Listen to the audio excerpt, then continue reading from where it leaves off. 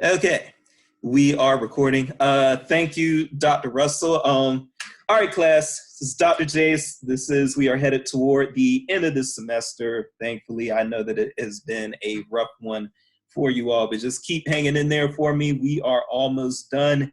The quarantine beard is still growing, as you can see, but we have a very special guest this week. This is Dr. Alexandria Russell. She and I know each other from the University of South Carolina, where we were both doctoral students. And she is now, well, actually, I'm going to allow her to explain what she is doing these days, and that way I will not mess it up. But she has done research on commemoration, and that is a key component of what we are looking at in this class. So I figured she would be a great guest speaker, and she has agreed to discuss her research with us.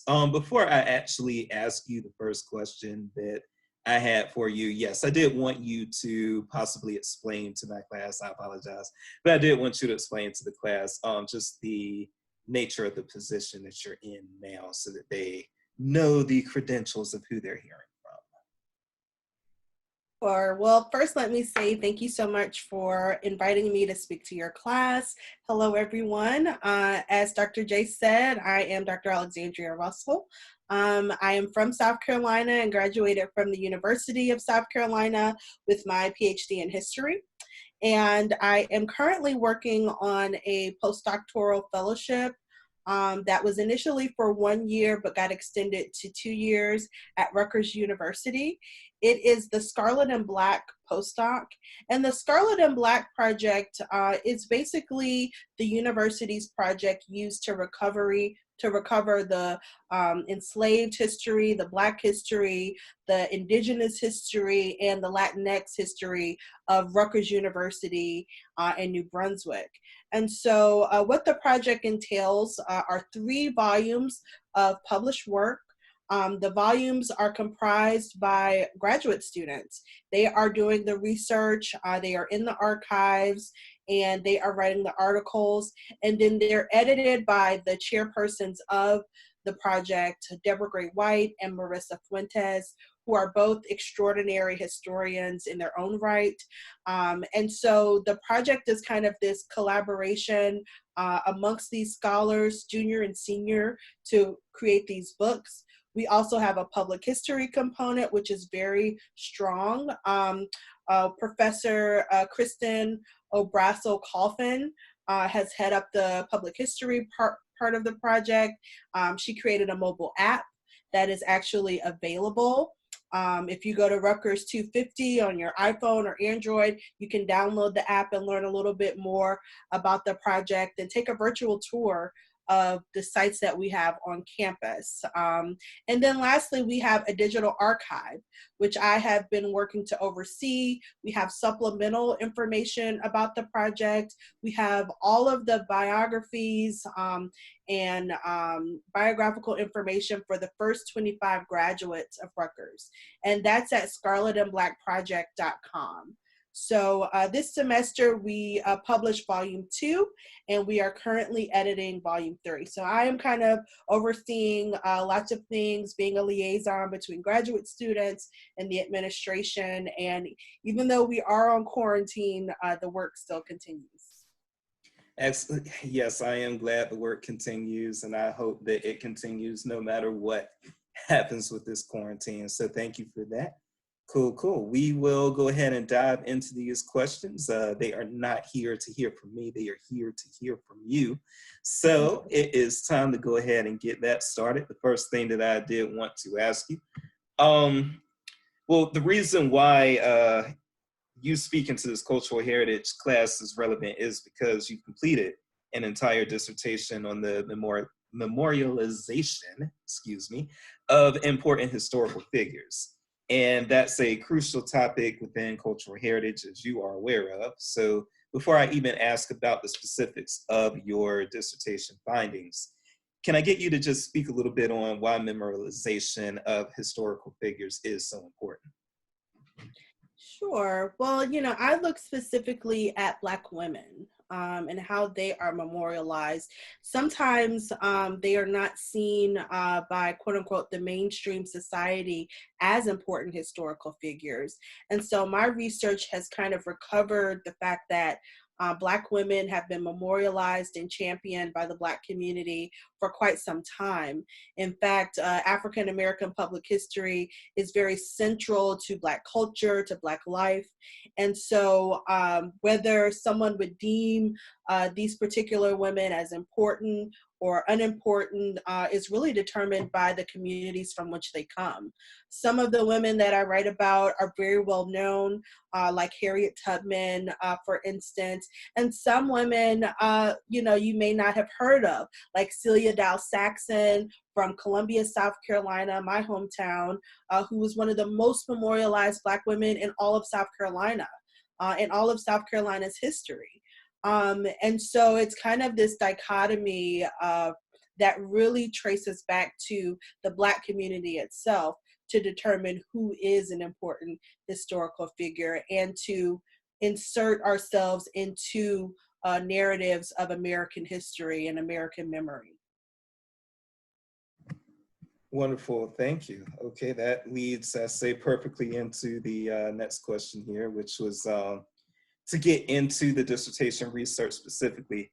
First, in reviewing your abstract, and I wasn't, I don't even know if I could have pulled up the whole dissertation, but I was kind of pressed for time, and but the abstract was there on the Scholar Commons for USC. So I got the impression that commemoration of trailblazing Black women in particular might be historically lacking. Now, I don't know if what you were just saying there kind of puts a dent in my thinking, but how did you identify your research problem for this dissertation? Well, this is a research question that I had from the very beginning in terms of me thinking about applying to graduate school. I was thinking about areas that I was interested in. And I used to teach school. I was a school teacher in Charleston, South Carolina for several years. And I would watch C-SPAN all the time. And they have the American History TV, which I loved, and they have different scholars on there. So I would just watch that all the time. I was fascinated by the different approaches to history. And one of the things that I saw was this panel about Black women in the National Park Service. And it was a really interesting panel. I saw it and kind of went on, and then I came back to it because I was really struck. And what I discovered after kind of doing a little more delving was that there are only two historical sites in the National Park Service that are National Park Service historic sites that are centered around the legacies of Black women. One of them is the Magdalena Walker home. She was the first woman to be a bank president in the United States, and that's in Richmond, Virginia. The other one is the Mary McLeod Bethune National Council House, which is in Washington, D.C. And Mary McLeod Bethune was a dynamic figure. She was president of several national women's organizations and councils. She also was the first woman president of the Association for the Study of African American Life and History, then called the Association for the Study of Negro Life and History. And she was an advisor to 4 presidents. So she was a dynamic woman in her own right. And so those were the only 2 women who had these historic sites centered around them. When I did the calculation, I found that was less than 1% of all National Park Service units.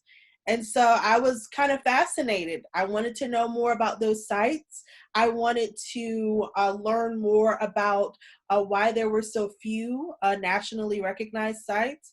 And from that point on, I kind of delved into more and more and found a completely new world that I knew nothing about. So it really is, it was something that piqued my interest, and it's also a work of recovery. All right, fascinating. And when you do work like that, because that's pretty far away from like my discipline in particular, and I do have some people in this class who may have like backgrounds as historians or something of that nature. But for me, this is pretty much new territory. So I'm wondering what the methods were, what methods entailed you, well, what methods you used as far as trying to get this research completed. Well, I consider myself as kind of meshing together two worlds. So, on one hand, I'm very much a traditional historian. I'm going to the archive, I'm looking at different sources, I'm letting the sources kind of lead me to my arguments, to my theoretical framework. But what one thing that many traditional historians don't necessarily do is use public history sites as sources themselves. So going to visiting all of the different sites all across the nation is very important to the work that I do. I chronicled the lives and the memorialization of 18 African American women across the country from the 1890s to the present. And so my project is really kind of delving into the sites themselves, delving into what was the process of erecting these sites, what happened at the dedication ceremony, what did that mean for different people to attend different events. And so I incorporate kind of your traditional archival sources, but I also incorporate the public history sites themselves. Right. Cool. Thank you. And I think that I'm pretty sure that some of the students that I have in this class are going to go on to try to get PhDs and that sort of thing, and they might get them in things other than strict library science because it is a cultural heritage class. So that was very interesting. I want them to have a good understanding of how interdisciplinary our field is. And so some of the things that you speak about, yes, if they are doing certain things within LIS, then those are methods that they need to be kind of familiar with and approaches that they need to be familiar with. So I appreciate that. And what If would I you, can just add too, oral histories are very important as well. But some of the people who I write about, the memorializers, they are still living. And so having the opportunity to speak with them, having the opportunity to use them as a source, to use people from different places as a source. For instance, one of the women that I write about extensively is Phyllis Wheatley. And, my aunt told me at some point in my dissertation, well, there's a Phyllis Wheatley, in my hometown in Knoxville, Tennessee. And, that was something that I wasn't necessarily aware of. And so people became sources to me. They became resources. Everywhere I go and I tell people about what I'm doing, they know something that's been named after a Black woman. They know some type of memorial that I may not have been familiar with. So that's been an important network to create as well. I hope you've been tapping libraries as a network as well, haven't you? Oh, Maybe? I could not have done this project without libraries. They Good. have been absolutely amazing, whether it's digital material. I'll give you an example. One of the women that I write about is Ella Reed from Tyler, Texas, a small town in Texas that I did not have resources to travel to as I was writing my dissertation. I contacted the librarian there. There was a library named after her. It was called the Ella Reed Library. Once the libraries in the town integrated, it became the Tyler Tyler County Public Library. And so I was able to contact the Tyler Public Library to get the archival materials that they had about the Ella Reed Library, and they were able to email it to me rather quickly. Those were materials that I would never have been able to get for my dissertation had it not been for the librarians there. So people all over the country, whether it's a small town or a large city, have been very helpful in helping me do this project. Right, excellent. So, and pay attention, y'all. So we as librarians, we facilitate what a lot of people do in their research and otherwise in their careers. Please do not ever forget about that. All right, thank you, Dr. Russell. The next question I had for you was just, and you've already kind of already gotten into this, but what were some of the most interesting things that you that your findings revealed? Sure. So, I initially thought that I would be writing about the women that I, first talked about, the Magdalena Walker, Mary McLeod Bethune, these public figures who have been memorialized. But what I found was that I was actually writing more about their memorializers. That's what I categorized, the people who actually initiated the process and created the space, the public space, the intellectual space for the memorialization of Black women. And I found this, or I discovered this in the process when I was working on the Mary Ellen Pleasant historic site.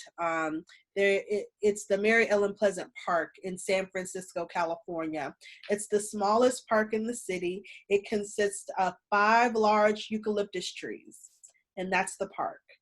And in the park is a historical marker honoring Mary Ellen Pleasant. And that was created by the San Francisco African American Historical and Cultural Society. And one of the people who was very instrumental in the society to create that was Alina Albert. Now, most people will never hear of Alina Albert, but when I was doing research about her, I discovered that it was she who was a catalyst for her memorialization. Mary Ellen Pleasant was an interesting figure. She's now known in California as the mother of civil rights there. She's a very significant African American woman, historical figure for the state. But in the 1970s, when Alina Albert and the San Francisco Historical Society was doing their preservation work, she was known as what I characterize as a murdering voodoo madam. She had a very horrible reputation in public memory, and it was the work of people like Alina Albert, Sue Bailey Thurman, who actually corrected the historical narrative. Lerone Bennett of Ebony Magazine was another important African American to help correct that historical narrative.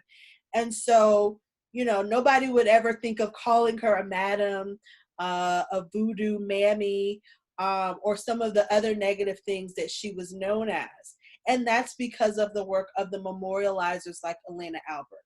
So that was probably the biggest light bulb that happened to me when I was doing my dissertation. As I'm reflecting now, of course, I'm working to make my dissertation a book project and revising, rewriting, researching. I'm realizing the importance of African American club women. My work is an extension of what we know about Black club women in the late 19th and early 20th century, what we know about Black club women in the latter half of the 20th century. Without them, much of the memorialization of Black women just would not have happened. They are the heartthrob, the center of African American public history.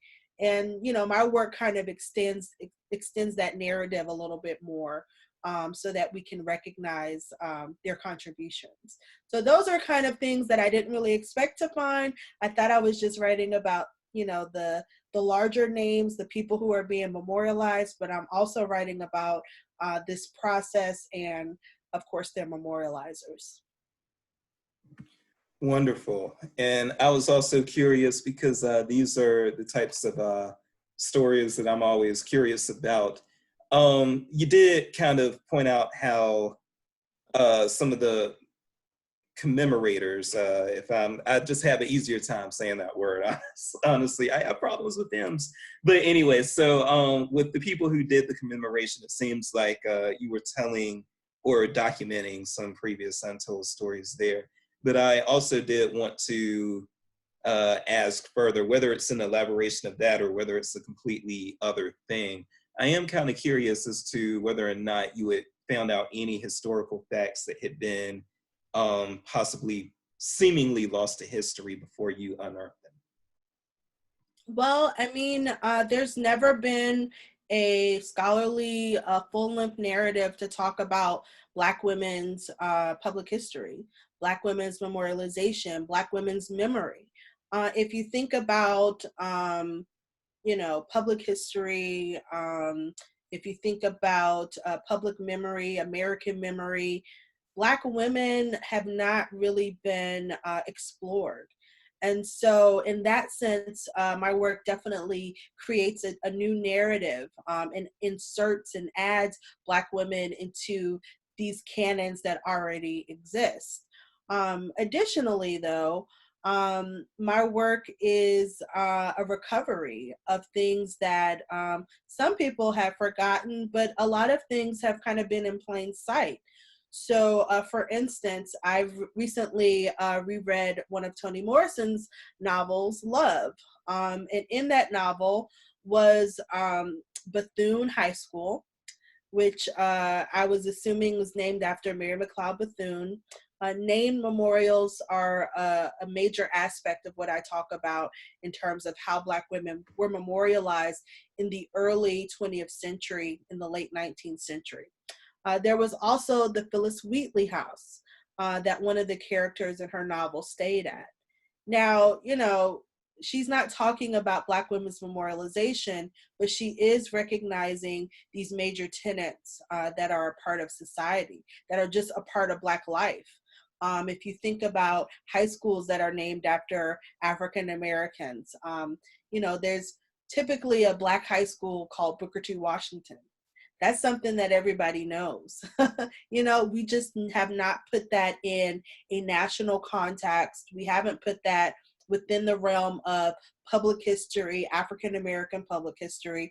And so that's what my work does. It creates a new narrative. One of the things that I talk about in presentations is reconceptualizing what public history is to include African American women, or reconceptualizing public history through the lens of African American women to encompass what African American public history actually is.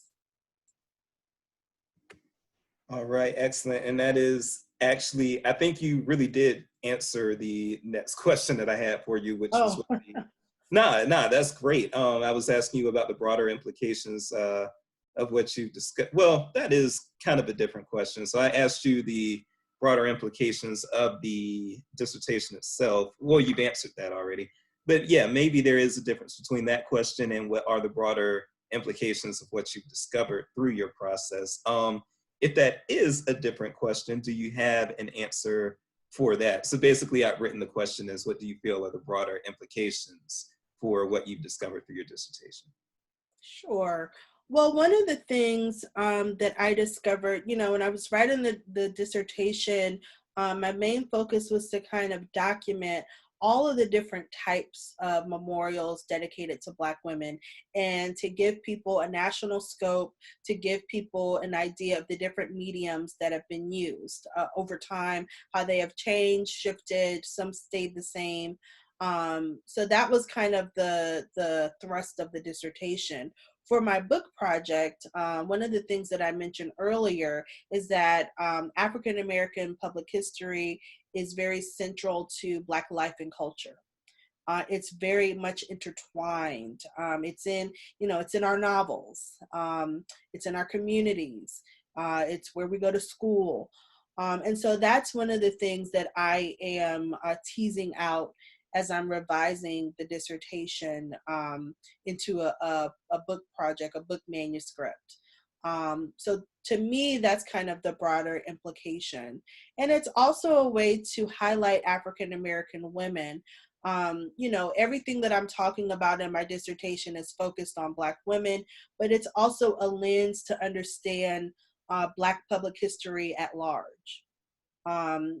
Most of the memorials to Black women have been catalyzed by Black women, but that's not always the case. There are some notable examples of African American men catalyzing the memorialization of Black women. Paul Stewart known as the Black Cowboy in Denver, Colorado.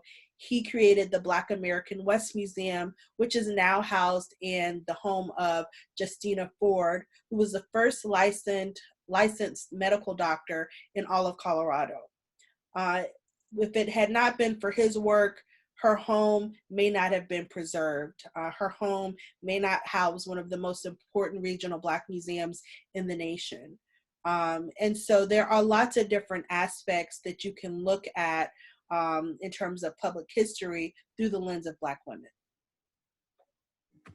Awesome, awesome. And I like that because I especially like how it's all our history. You know what I'm saying? It's, you know, somebody might hear about Black women's history and think that it's unrelated if they do not fit that demographic. But I would say that all of this also largely contributes to, well, just to the American identity.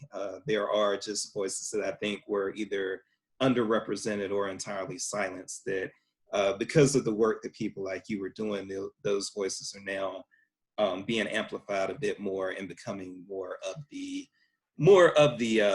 American narrative. And so I very much appreciate what you and scholars like you are doing. And that leads into the next thing I wanted to ask, is the commemoration of Black women and of American women in general, because I know that you identify as a feminist and probably work with feminist theory as well. So is the commemoration of Black women and of important American women in general still an enduring issue in this nation? And if so, what can the citizens do to change this? I would say it's definitely a significant issue. One of the things that my research reveals is that public history sites are catalyzed by communities. They are catalyzed in the instances that I write about by African American women. And so communities are at the forefront of creating these memorials, and they are the ones who are able to change or create them. They are the ones who are always at the forefront of these. There, exists contestation in some Confederate monuments or some monuments of, faded historical past or controversial historical past that, are just controversial. And that people are contesting publicly, are protesting. But the memorials that I write about are really just catalyzed by the community. And that's still relevant today. One of the memorials that I write about is the Magdalena Walker home. There was a statue revealed in 2017 right across the street from her home. And that was just a few months after the Charlottesville controversy and all the things that happened there. This was something that was in the works quite a while before that happened, but it just shows that communities decide what they want to remember. And African American communities have always done that, and they will continue to do that. Another modern example is the Colored Girls Museum in Philadelphia, Pennsylvania. Vashti Du Bois is the founder of that. She created a museum in her home that she opened to the public. And that type of museum is, again, a homage to Black women created by a community member in her own community, and in this case, in her own home. So I think that, the underrepresentation of Black women memorials is certainly there, but communities have always been there to create the public memory, the public narrative of memorials, and they have a lasting impact.